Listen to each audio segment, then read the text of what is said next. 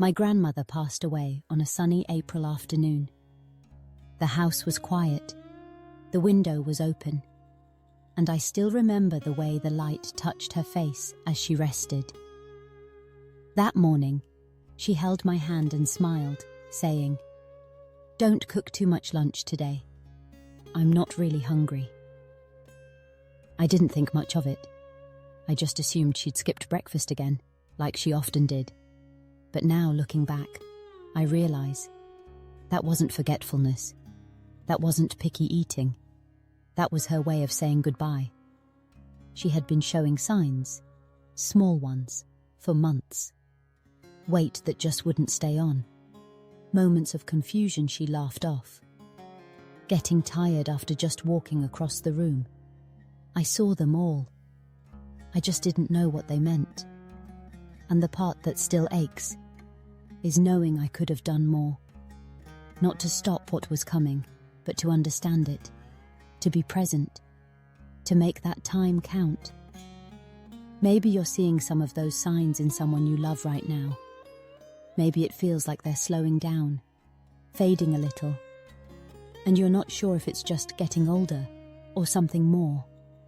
Maybe you're wondering if this is the beginning of the end, and what you're supposed to do with that.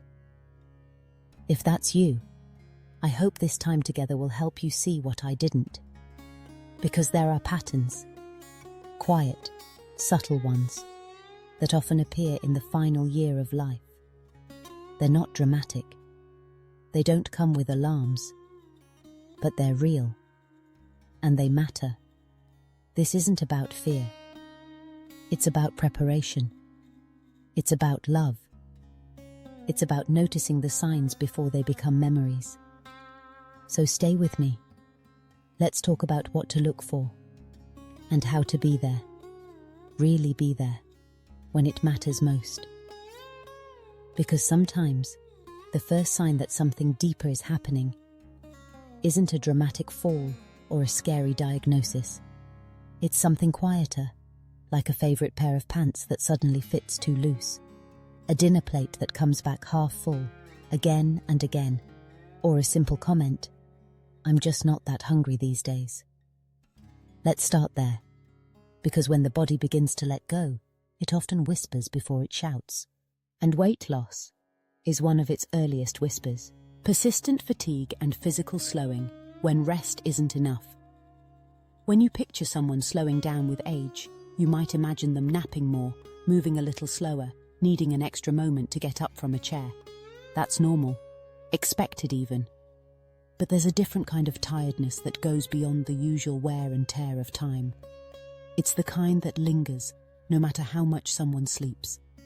The kind that makes brushing teeth feel like a chore, getting dressed feel like a mountain, and walking from the bedroom to the kitchen feel like running a marathon. That's what we began to see with my Uncle Ray. He was always the strong one, the first to carry the cooler at family barbecues, the guy who fixed your leaky faucet without being asked. But last winter, something shifted. He started passing on game night, said he was just tired. Then he stopped answering phone calls altogether. Not because he didn't love us, but because talking simply wore him out. We kept saying, "Get more rest, take a nap." But the naps didn't help. And one day, I found him sitting in his recliner, staring quietly out the window. He looked up and whispered, "I'm just so tired, and I don't know why." What we didn't know then, but came to understand later, is that this wasn't just about aging. It was his body conserving energy. As major organs begin to decline, especially the heart and lungs, the body starts choosing what to power and what to let go. Instead of fueling movement, energy is redirected to survival, keeping the heart beating, the lungs expanding, the brain functioning. The rest? It gets put on pause. Muscles don't get the oxygen they need. Blood moves slower. Everything slows down. And when that happens, rest no longer refuels the tank, because the tank itself is shrinking. It's not just physical either. Fatigue changes people emotionally. People who were once talkative become quiet. Those who loved music, gardening, or reading may pull away, not because they've lost interest, but because they simply don't have the strength to enjoy it. And that can be heartbreaking to witness. But here's what I learned from Uncle Ray. Sometimes what a person needs isn't more rest. It's permission to slow down, to let go of expectations, to be loved without needing to do anything at all. So if you've noticed this kind of deep, lingering exhaustion in someone you love, don't rush them. Don't push them to bounce back. Just sit beside them. Let them know they don't have to perform, entertain, or try harder. They're enough, just as they are. If this is something you've experienced, either as a caregiver or as someone growing older yourself, let me know in the comments. Have you seen this kind of fatigue in someone close to you? Or maybe, have you felt it in your own body? I'd truly love to hear your story. Now, this slowing down of the body, this loss of energy, often has a companion, not in the muscles, but in the mind. Let's talk next about how changes in memory, focus, and emotional connection can quietly signal that something deeper is happening. Unintentional weight loss, a hidden signal of systemic decline. It often starts with something small, barely noticeable at first. A belt that needs a new notch, a sweater that suddenly looks too big, or the quiet realization that your loved one no longer finishes meals the way they used to. When my dad began losing weight, we all noticed, but none of us thought it was serious. "He's just getting older," my sister said. "He's never been a big eater," my mum shrugged. And truthfully, we were relieved. He'd always carried a little extra weight, so we figured it was probably a good thing. But then came the second notch on the belt, then the third, and that's when we realized he wasn't trying to lose weight. He was just losing it. Unintentional weight loss in older adults isn't just about looking thinner. It's a silent signal that the body may be struggling on a deeper level. As we age, our digestive system changes. The stomach empties more slowly. The ability to absorb nutrients weakens. Muscle mass naturally declines. But when it drops too fast, it points to something more than just the passage of time. The body may be having trouble processing protein. Appetite can shrink because the brain stops sending strong hunger signals. Food stops tasting the same. Mealtimes feel more like a chore than a joy.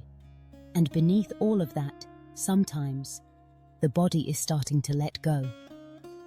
Weight loss like this can also be tied to underlying conditions. Things like cancer, heart failure, kidney disease, or even depression.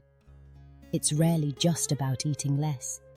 It's about the body entering a different phase, one where conservation takes priority over growth. I remember trying everything. His favorite dishes, smoothies full of protein, even those little nutritional drinks with the colorful labels. Sometimes he'd take a few sips. Other times, he'd push them away. That's when I realized this wasn't a problem I could fix. What he needed more than food was comfort. What he needed was someone to sit with him during lunch, even if he barely touched his plate. Someone to talk to about memories, not calories. And that was the lesson for me. Not all fading appetites are meant to be fought. Sometimes they're just part of the body's gentle way of saying, "I'm slowing down." So if someone you love is eating less, shrinking quietly before your eyes, don't ignore it. But don't panic either. Be present. Ask how they feel. Offer simple, nourishing foods. And above all, shift your focus from feeding to connecting. Because that connection may be more nourishing than any meal. And as the body grows lighter, another change often follows. One that's just as easy to miss, but even more profound. Not just a loss of weight, but a loss of energy, mental fog, and emotional withdrawal. It's not just old age. My Aunt Lila used to be the heart of every family gathering. She remembered everyone's birthdays, made the best pecan pie, and could retell childhood stories with such vivid detail you'd think they happened yesterday. But one Christmas, something felt off. She called me by my sister's name, twice. Then she forgot the name of the dog she'd had for over a decade. She laughed it off with her usual grace. Oh, this brain of mine's gone soft as butter. But I saw the flicker in her eyes. She was scared. Over the next few months, the small slips became more frequent. She stopped joining in on conversations. Sometimes she'd sit in the corner of the living room, smiling quietly, but saying nothing. At first we told ourselves it was just normal aging. She's just tired, we said. She's earned the right to tune out once in a while. But it wasn't that.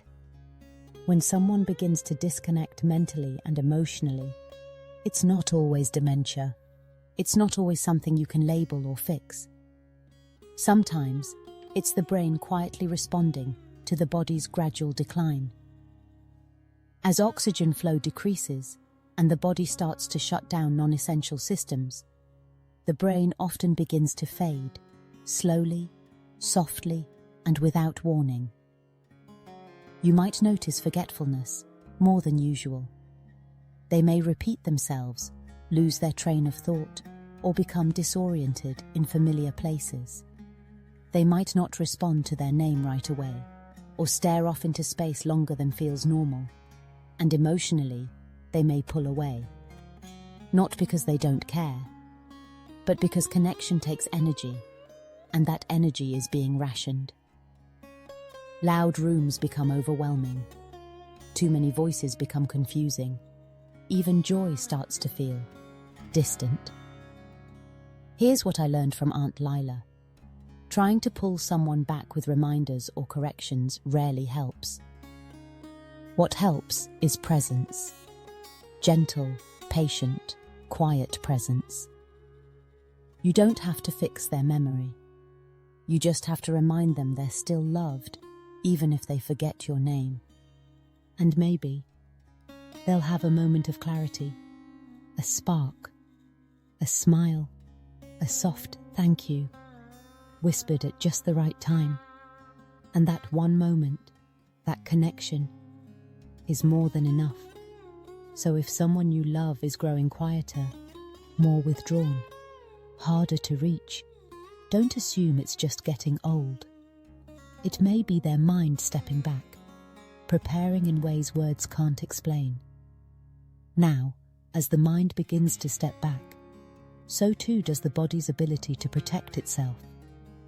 Let's talk next about one of the most physical and often overlooked signs of final decline. Infections that won't go away and wounds that take far too long to heal. Breathing changes and cold extremities when the body shifts into preservation mode. I still remember the night my grandfather's breathing changed. He'd always been a light sleeper, someone who snored a little but rarely complained about sleep.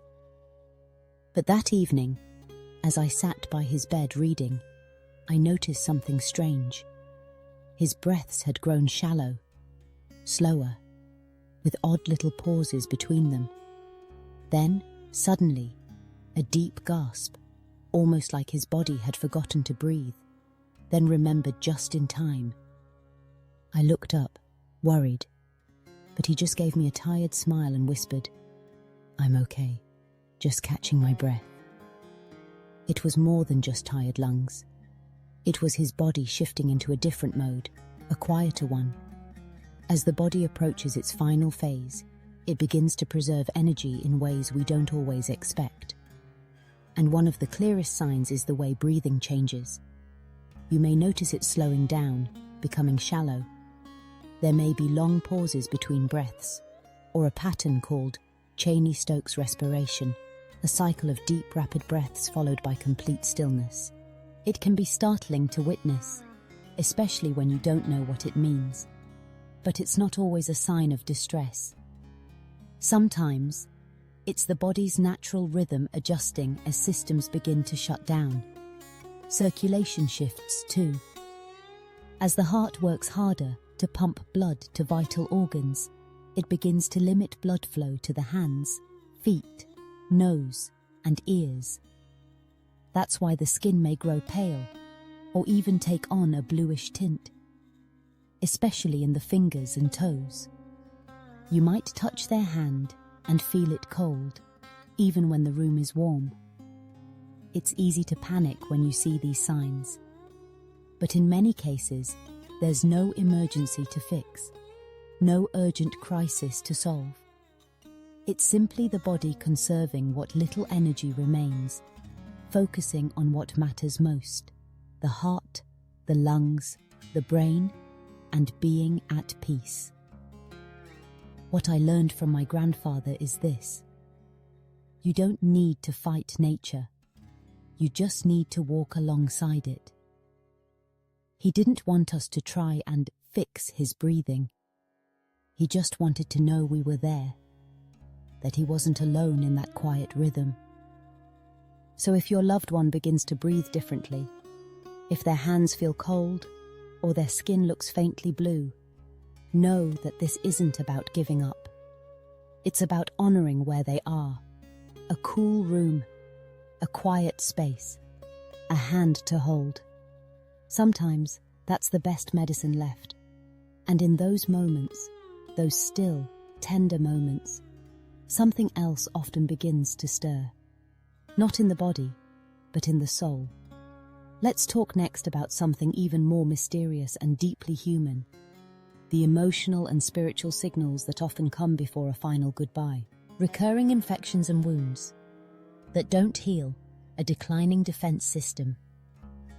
There's a quiet strength we don't often think about: the body's ability to fight, to heal, to bounce back.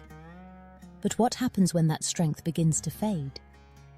When my mother-in-law, Susan, was in her late 70s, she caught a simple cold. At first we thought nothing of it, just the sniffles. She said she was fine, but 2 days later she was still in bed, coughing through the night.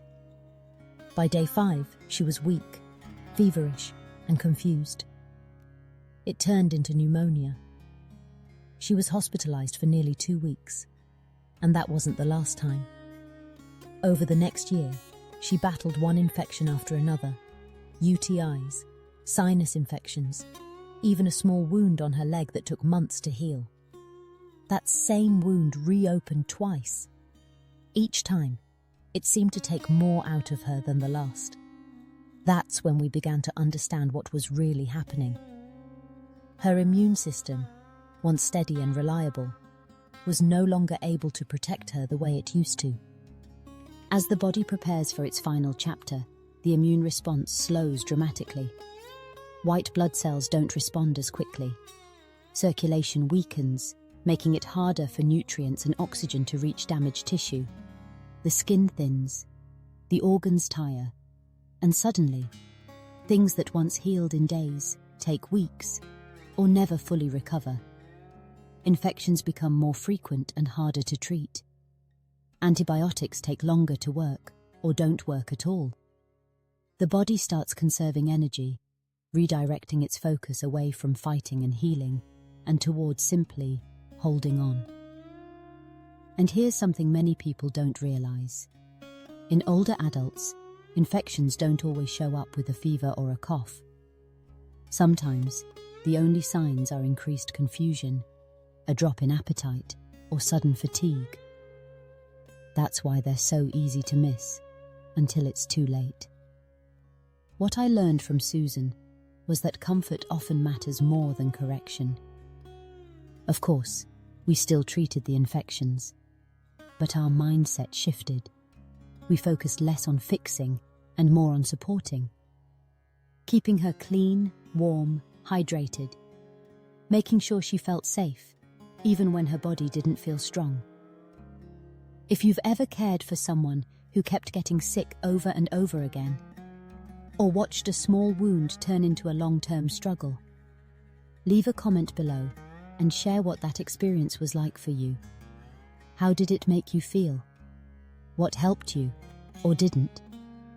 Because when the body's defenses start to fail, it's not just about fighting harder. It's about choosing where to pour your energy, into healing or into comforting. And as the immune system weakens, another system begins to show signs of slowing. This time, one that affects every breath, every heartbeat, every visible sign of life. Let's talk next about the changes in breathing and circulation that often mark the body's final shift into stillness. How to respond.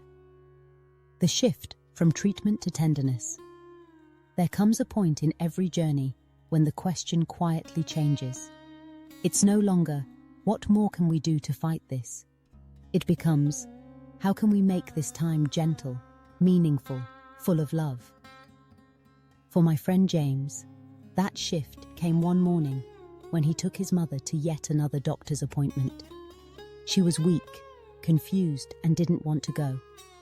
But he insisted, because that's what love looks like, right? Doing everything possible to keep her alive. That afternoon, after hours in waiting rooms and blood work she didn't understand, she looked at him and said, "Honey, can we stop now? I'm just so tired." And something in him broke wide open. He realized he wasn't just fighting for her health anymore. He was fighting against her peace. There is a quiet courage in knowing when to let go of treatment and instead offer presence. When to stop trying to fix and start simply being with someone. Holding their hand, playing their favorite song, making the room feel safe and familiar. It doesn't mean giving up. It means showing up differently. Because at a certain point, no medication will reverse what the body has already decided. But kindness, gentleness, dignity, those things still matter. In fact, they matter more than ever. And it's not just about comfort for the one who's leaving. It's healing for the ones who stay. What James learned, and what many of us eventually learn, is this. Love doesn't always look like action. Sometimes it looks like stillness. A soft voice. A warm blanket. A quiet room filled with love instead of machines. If you're in this moment right now, or know someone who is, please remember, you don't have to know all the right words. You don't have to do everything perfectly. You just have to be there. And now that we've walked through these 7 signs, let's take a moment together to reflect on what they mean and how we can turn awareness into presence, fear into peace, and time into something truly sacred. When you know the signs, you love differently. If you've stayed with me through this journey, I want to thank you. Because what we've talked about today, it's not easy, but it's real, it's human, and it matters. Let's take a moment to remember what we've learned. That unintentional weight loss can be the body's first whisper that something deeper is happening.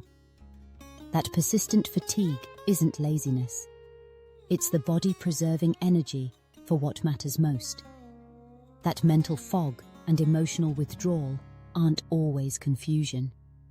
Sometimes they're quiet preparation. That repeated infections and slow healing reflect a weakening defense system. Not failure, but transition. That changes in breathing and circulation signal the body shifting into preservation mode. That emotional and spiritual signals are often the soul's way of saying goodbye long before the final breath. And that the most loving thing we can do is to shift from treatment to tenderness. When you recognize these signs, you stop measuring life in weeks or months. You start measuring it in moments, a smile, a hand held, a memory shared. So if you're seeing these signs in someone you love right now, I invite you. Slow down. Lean in. Say what needs to be said. And don't wait for the right time. This is the time. Now I'd love to hear from you. What part of today's video resonated most with you? Have you seen any of these signs in your own experience? With a parent, a grandparent, a friend? Leave a comment below, even just a few words. Because when we share, we help others feel less alone. And if this video brought you clarity, comfort, or even just a quiet moment of reflection, please give it a like, share it with someone who may need it, and subscribe for more conversations like this. There's so much more to explore about aging, health, and how we walk each other home. Thank you for being here. I'll see you in the next video. Until then, take care of yourself and take care of each other. Emotional and spiritual signals. The soul knows before the body follows. There's something quietly extraordinary that happens in the final weeks or months of life. It's not always something you can see in lab results or medical charts. But if you're paying attention, you can feel it. It's in the way a person starts talking about people they haven't seen in years. Sometimes people who have already passed. Or how they begin to bring up old memories, long-forgotten moments, with a sense of clarity and peace. Some call it coincidence. Others say it's the mind playing tricks. But I've come to believe it's something deeper. When my neighbor, Carol, was nearing the end of her life, she began asking for her mother. Her mother had passed away decades earlier. She'd say, "Mom's coming to visit tonight. I want to look nice." At first, her daughter tried to gently correct her. But then she stopped. She realized Carol wasn't confused. She was preparing. Carol also asked to hear certain hymns. She wanted her favorite blanket near. She started telling stories, childhood stories, love stories, stories she'd never shared before. It was as if her soul was making peace with the world it was preparing to leave. This kind of emotional and spiritual readiness is more common than we think. Some people will speak of seeing light or feeling warmth. Others may grow more reflective, more quiet, turning inward in a way that isn't depression, but acceptance. They may ask for forgiveness. They may say thank you or I love you more often. Or they may ask to be left in stillness, to simply sit with someone in silence. And sometimes, in the most unexpected ways, they start saying goodbye, without ever using the word. What I've learned from being with people in this sacred space is this. The dying don't always need answers. They don't need to be cheered up or talked out of their feelings. What they need is to be heard, to be seen, to be honored for who they are and who they've been. These moments are invitations, not just to comfort them, but to reflect on our own lives, to slow down, to forgive more freely, to love more intentionally. Have you ever witnessed a moment like this? Someone sharing something that felt more spiritual than physical? Leave a comment below and tell me what you experienced. Your stories matter, and I truly believe that when we share them, we remind each other what it means to be fully human. And as these emotional and spiritual shifts unfold, a deeper question often emerges. What do we do with this time? How do we respond, practically, emotionally, lovingly, when we realize that treatment may no longer be the goal? In our final section, we'll talk about how to shift from fixing to simply being present, from doing to gently letting go.